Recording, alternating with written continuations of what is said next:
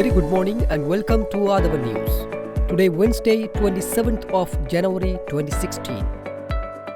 Paper highlights read by Edward Udedas Devasagayam Pillai.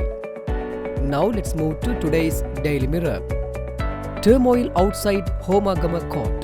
A large number of monks protested against the remanding of Venerable Gnanasara Thera, with the order of the Homagama magistrate remanding Galagodavatta Gnanasara Thera until February 9 on charges of contempt of court, obstructing the court procedures and abusing government officials being executed. A group including Buddhist monks created a tense situation, shouting slogans and behaving in an unruly manner. This resulted in the conduct of the affairs of the Homagama court being completely curtailed around 2:20 p.m. yesterday.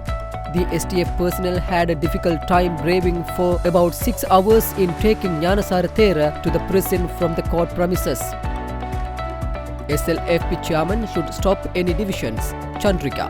Former President Chandrika Bandaranaike Kumaratunga responding to a question asked by journalists on attempts by a section of the SLFP to form a new party under the leadership of ex-President Mahinda Rajapaksa pointed out that it was the party's chairperson who should decide on this matter and said had she been the chairperson, he would have known how to handle them.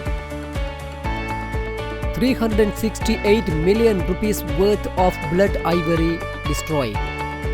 The 359 African elephant tusks or blood ivory, which was in the custody of the Sri Lankan customs for more than 3 years, were destroyed at Goldface Green.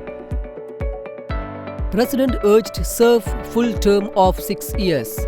The SLFP urges President Sirisena to serve the full term of 6 years since President Maithripala Sirisena has a people's mandate for 6 years, though the 19th Amendment to the Constitution restricts the term of office of the Executive President to 5 years, Local Government and Provincial Councils Minister Faisal Mustafa said.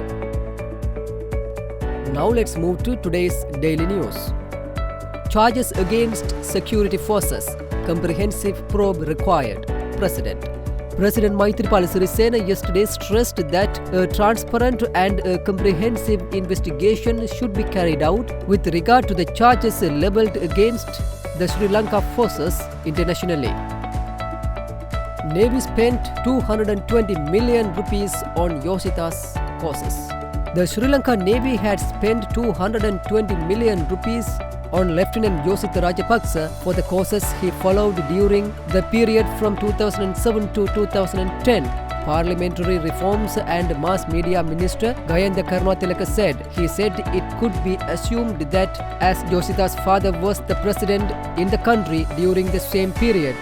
Minister Karunatilaka said Yosita Rajapaksa joined the Navy on December 14, 2006 and was sent to UK for training on January 12, 2007. He added that it was not a scholarship awarded to Yosita Rajapaksa, but he had been sent at the cost of the Sri Lanka Navy.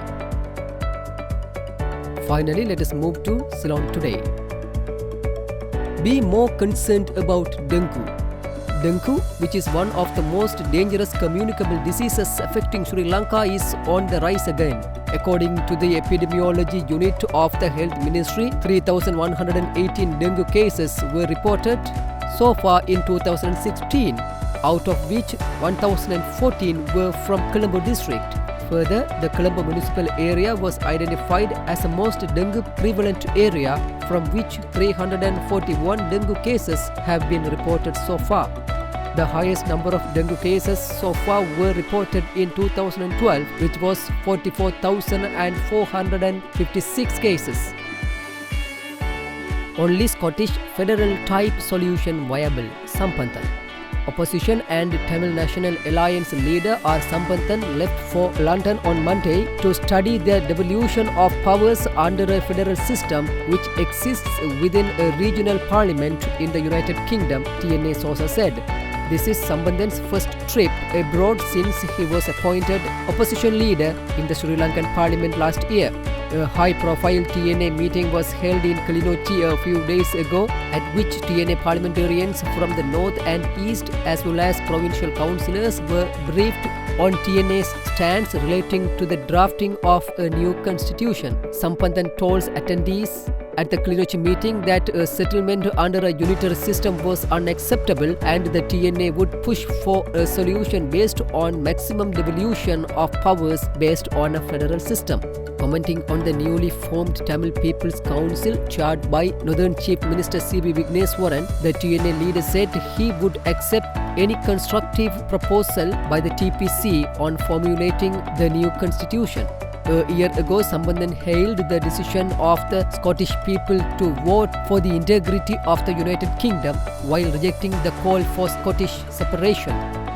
Sampanthan also pointed out that a Scottish-type administration with maximum devolution of powers could be a viable solution to the Tamil question. Informed sources said that Sampanthan would meet several Tamil diaspora figures in London to discuss the TNA's role in drafting the new constitution. The TNA leader has also asked for an appointment with British Prime Minister David Cameron. The British Prime Minister's office is yet to confirm a date for the meeting. Tamil National Alliance parliamentarian M.A. Sumanthiran accompanies Sampanthan on his London tour. With that, we come to an end of today's paper highlights. We will come with more news tomorrow morning. Thanks for listening to Athavan News Paper Highlights.